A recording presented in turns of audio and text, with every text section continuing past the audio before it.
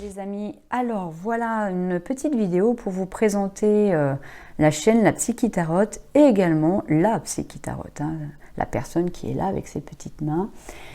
Je me suis allumé ma petite bougie, j'avais purifié avec ma sauge blanche et j'ai trouvé ce petit titre là qui était sympa c'était dans un magazine mais je ne sais plus lequel. Voilà, relié psychologie et spiritualité. C'est un peu mon moteur, hein, c'est un peu le moteur de cette chaîne YouTube. Voilà, donc mon métier en premier, celui que je pratique encore actuellement en cabinet libéral, bah, c'est psychologue. Et voilà l'univers hein, dans lequel je gravite aujourd'hui, c'est que je suis psychologue depuis 2005. Et puis en 2013, je me suis mise à mon compte hein, en libéral. Et la vie m'a poussée, hein, parce qu'il s'est passé des choses dans ma vie personnelle, la vie m'a poussée à aller m'intéresser au psychotrauma. Et quand on parle de psychotrauma, on parle des thérapies comportementales et cognitives notamment. Donc je suis formée aux thérapies comportementales et cognitives, mais également et surtout à l'EMDR. L'EMDR aujourd'hui est ma colonne vertébrale hein, dans ma pratique. J'utilise essentiellement l'EMDR et les TCC c'est plus des outils. Voilà. Ensuite, la thérapie des schémas, c'est aussi une approche TCCiste aussi, mais de la personnalité, avec une dimension plus cognitive et émotionnelle aussi hein, dans la thérapie des schémas. Et puis aussi la dissociation structurelle de la personnalité. Voilà, ça c'est mon univers psy. Je ne vais pas trop vous en parler sur cette chaîne, c'est surtout pour vous dire que ce que je vais vous proposer, c'est vraiment des guidances qui vont mêler mes compétences et mes connaissances professionnelles de psychologue, mais aussi les arts divinatoires, ma spiritualité, mon intuition, et pourquoi pas ma médiumnité pour certains. Je sais qu'il y en a d'autres pour qui ça ne parle pas, mais pour moi ça parle. Voilà. Et donc j'ai lu beaucoup. Vous allez voir, hein, j'ai fait aussi des petites vidéos de tous mes outils que j'utilise dans ma spiritualité.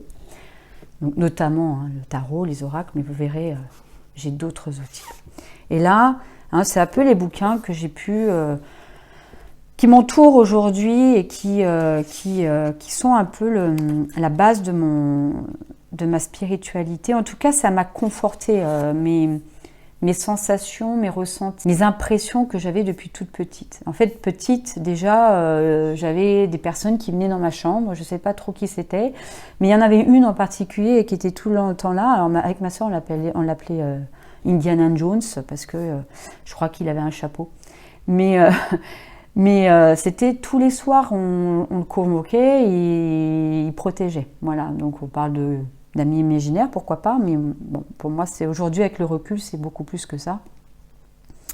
Et puis, j'avais une grand-mère qui était médium, qui utilisait, elle, des outils, enfin, elle utilisait l'écriture automatique, et elle voyait des choses, elle ressentait des choses, et elle en avait très, très peur, donc c'était quelque chose dont elle ne parlait pas, mais je sais que je l'ai vue, et qu'elle m'a montré des choses, mais elle est partie très tôt, donc elle n'a pas pu transmettre, en tout cas, son savoir. Voilà.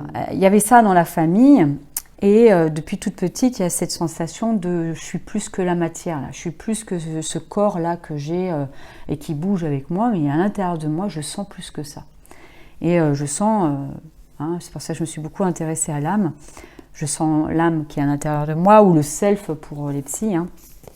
Je sentais ça. Je le sentais à l'intérieur.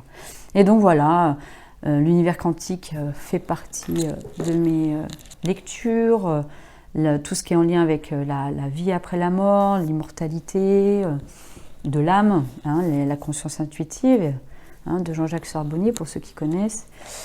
Il y a aussi dans le monde psy, hein, quand même, des personnes qui sont, pour moi, ouvertes. Ça ne veut pas dire que les autres ne le sont pas, mais ils sont un peu réfractaires. Hein. Ça fait peur un petit peu hein, pour certaines personnes. En EMDR, notamment, on a ce thérapeute, là, Alan Botkin, qui est un psychologue aux États-Unis, et qui a utilisé l'EMDR pour permettre la communication avec les défunts. Alors, ce n'est pas lui qui communique avec les défunts, mais c'est le patient qui communique avec ses défunts grâce à l'EMDR. Intéressant, parce que c'est vrai que moi, pour le coup, pour avoir fait des séances en EMDR pour des deuils, il y a des choses bizarres qui se passent. Hein. On sent que c'est pas une séance de MDR classique, hein. Voilà. Et puis il y a le docteur Olivier Chambon, bien sûr, qui est un psychiatre et qui a fait, qui pratique aussi, je pense, hein, le chamanisme et qui l'a intégré à sa pratique de psychothérapeute.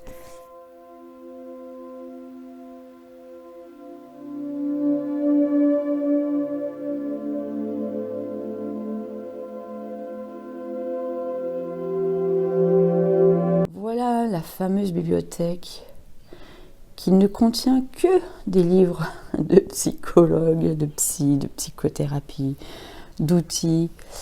Alors, là, c'est plutôt des bouquins qui sont des self-help. Donc ça, c'est des choses qu'on peut lire sans être psy.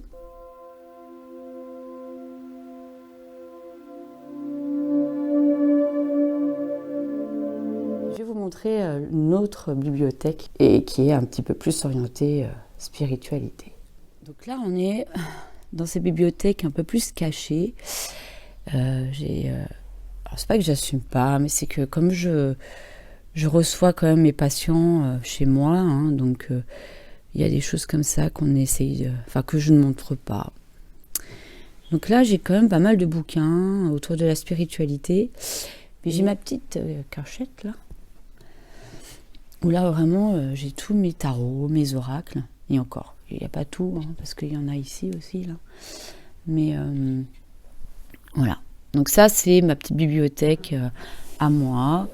Il y en a derrière, hein. Il y en a beaucoup. J'ai plein de choses derrière.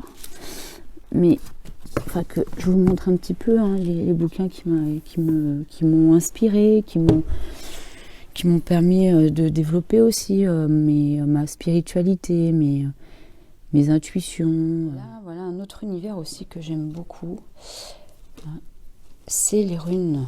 Alors, je ne sais pas si vous connaissez, mais voilà, les runes, c'est un univers un peu celtique. Alors, j'ai aussi des tarots avec cet univers-là.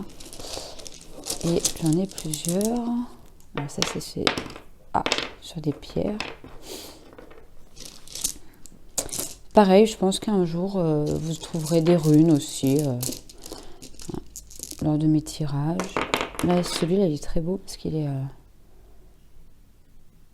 il est fait sur... en fait, il a été gravé sur l'œil de tigre, je crois. Voilà. Donc ça, ce sont aussi les runes. Il y a aussi les pendules. Alors, les pendules, avec une seule main, c'est pas pratique. Ah, alors celui-là, il est particulier parce qu'il est fait avec une labradorite aussi. Magnifique. Donc, un pendule. Des fois, je l'utilise pour choisir les tarots que je vais... parce que quand j'hésite, je demande un petit peu à mes guides les tarots avec lesquels je veux travailler ou je peux travailler pour certaines de vos guidances.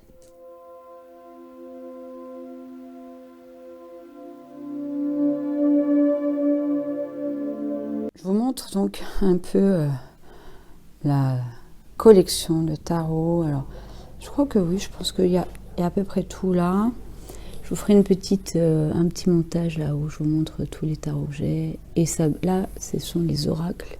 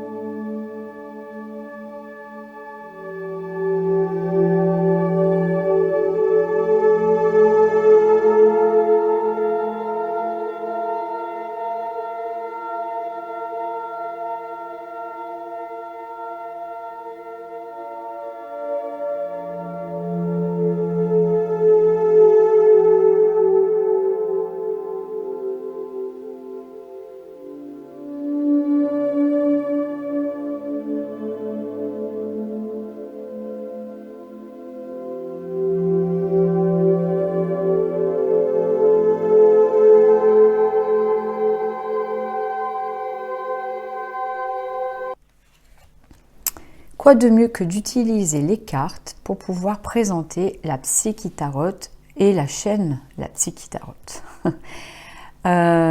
Écoutez, hein, on va commencer par l'astrologie. L'astrologie, alors c'est vrai que c'est un outil que j'aime beaucoup. Je ne suis pas formée, hein, je ne suis pas astrologue, mais ça donne quelques indices. Et puis c'est vrai que les tarots sont quand même ont une connotation astrologique. Il y a des liens hein, qui se font entre le tarot et l'astrologie. Donc alors mon thème natal, on va dire celui qui pourrait vous intéresser et qui est en lien avec on va dire mon intuition et ma capacité à capter des images et des messages surtout. Ça passe pas par l'image, moi, c'est surtout ce que j'entends. Alors on parle de clairaudience, je crois, quand on parle de ça. Je suis donc Verseau en signe solaire. Hein, j'aime bien ces cartes-là. Hein, Verseau en signe solaire. Donc c'est plutôt l'aspect conscient hein, de ma personne, vraiment ce qui est on va dire vraiment la personnalité. Hein. Ensuite, l'ascendant en taureau. Le taureau n'est pas trop important là dans mon thème pour la psychitarot parce que c'est vraiment le taureau, c'est ce que je montre aux autres. Hein. C'est mes acquis, c'est mon éducation, c'est tout ça. Donc alors c'est un élémentaire qui est utile hein, pour quelqu'un qui a comme moi beaucoup. Alors hein, je suis élément R hein, en signe solaire. Vous allez voir que j'ai beaucoup d'eau, notamment au niveau de mon signe lunaire et en Vénus également. Donc j'ai de l'eau et ça, le fait d'avoir ce signe du taureau en élémentaire, ça donne un peu de stabilité quand même. Je suis Verseau, donc c'est vraiment tout ce qui est en lien avec la communication, l'originalité, etc. Mais là, c'est quand même un signe qui est assez connecté à son intuition. Comme c'est un signe qui anticipe bien, qui a une vision du futur, ça peut permettre à développer les capacités que je peux avoir. Alors, Vénus, c'est pas trop en lien avec la psychitarot, quoique ça vous donne un indice de comment j'aime. Mais là, c'est surtout la Lune, hein, le signe lunaire, qui est vraiment là. Il y a le solaire, c'est la conscience, et puis la Lune, c'est l'inconscient. Mais c'est vraiment lié à ce qu'il y a, le monde intérieur, et notamment aussi l'intuition. Et je suis Poisson. Hein, élément d'eau, donc le ressenti. Alors moi, ce qui est vraiment intéressant, c'est que je n'ai pas trop... Alors c'est pas au niveau du ressenti physiologique, je suis pas trop là-dedans, mais je suis plutôt dans ce que j'entends. C'est pas trop émotionnel, c'est pas à l'intérieur de moi en termes de vibration. Il y a des personnes hein, qui vont être plus en lien avec ça. Moi, c'est vraiment... ça passe quand même par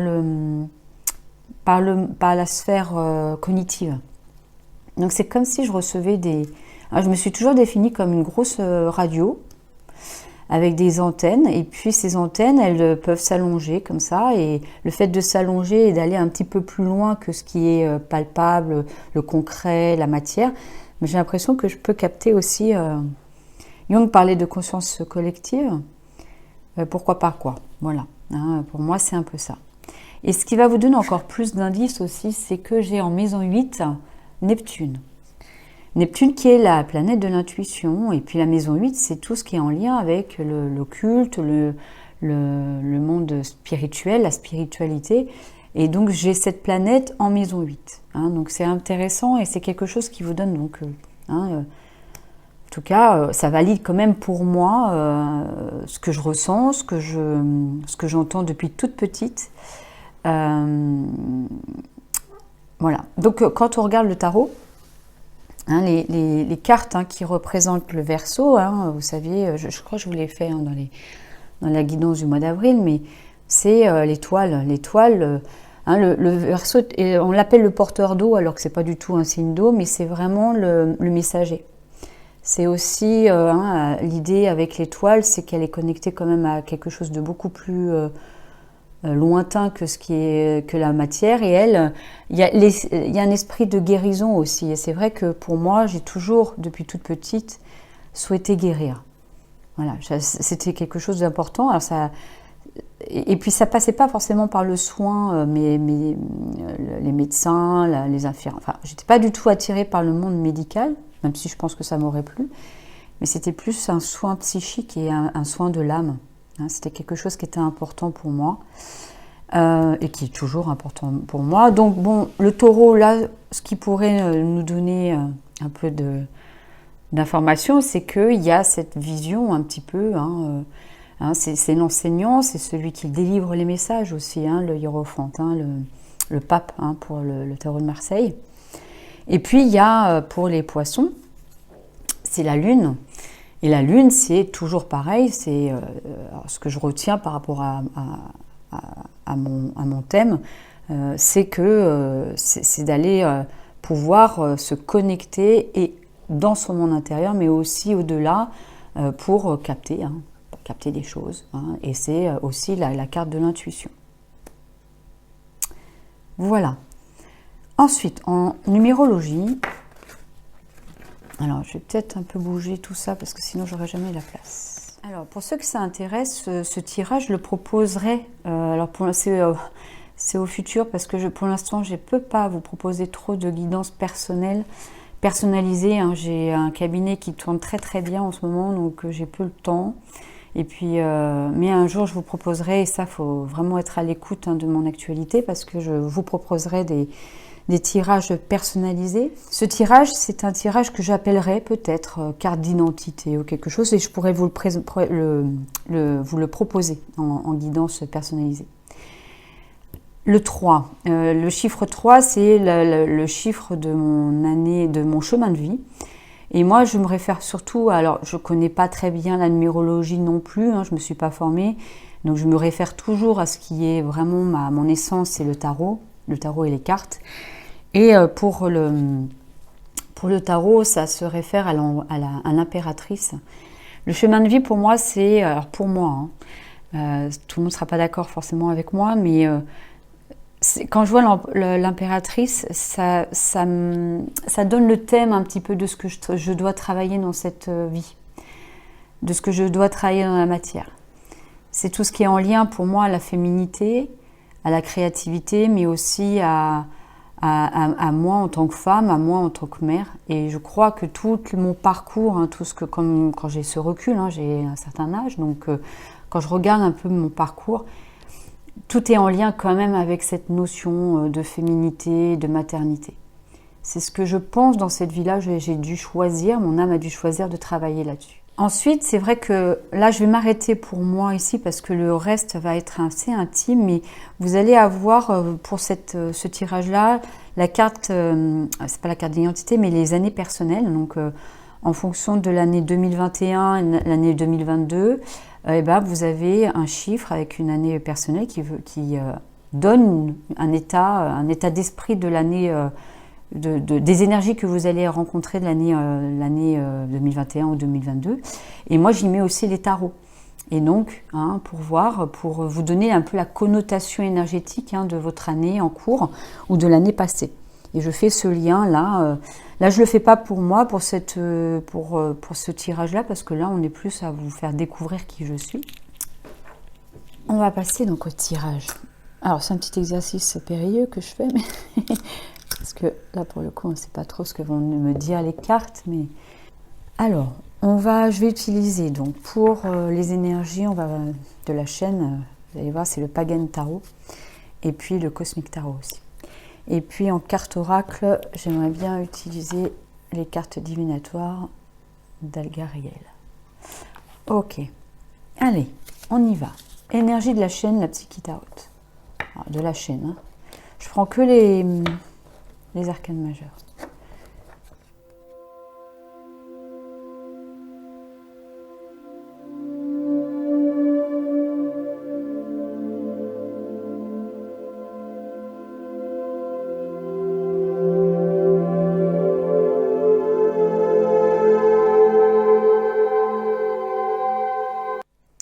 Bon, on est donc sur le tirage.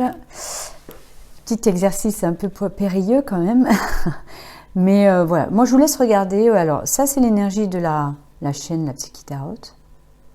sachant que les énergies bougent, hein, elles changent, elles sont dynamiques, hein, donc c'est quelque chose à l'instant T, hein, qu'on peut prendre comme ça.